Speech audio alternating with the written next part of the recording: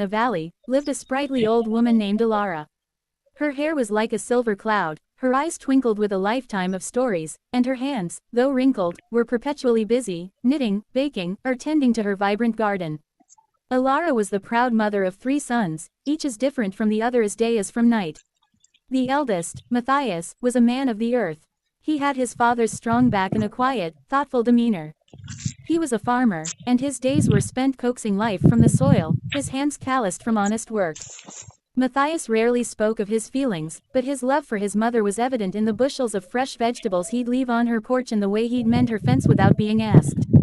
The middle son, Leander, was a man of ambition.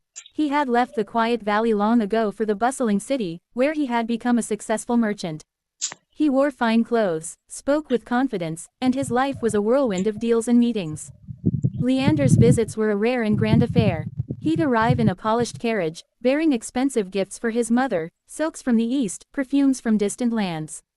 He loved his mother deeply, but his expression of it was through material provision, a way of showing he had made something of himself. The youngest, Silas, was a dreamer, a free spirit who lived by the rhythm of the wind. He was a traveling musician, his only possessions a worn lute and a heart full of songs. Silas would wander from town to town, sharing his music and stories. His visits home were sporadic but always announced by the familiar, melodic strumming of his lute as he approached the cottage. He brought no gifts, only the gift of his presence, his laughter, and new songs he had written about the places he had seen and the people he had met. One winter, a harsh storm swept through the valley, isolating the cottage from the rest of the world. Elara fell ill, a fever taking hold of her frail body. The news, carried by a neighboring boy, reached each of her sons.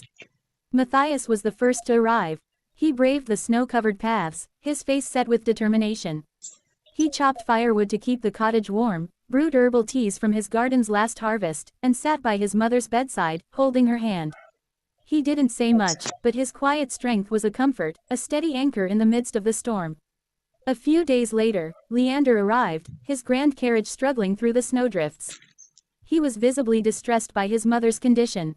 He immediately sent for the best doctor in the city, paying handsomely for the physician to make the treacherous journey. He wrapped his mother in the finest blankets he had brought and spoke of the grand life awaiting her once she was well, trying to will her back to health with the promise of prosperity. Silas, upon hearing the news, dropped everything. He walked for days, his lute silent on his back.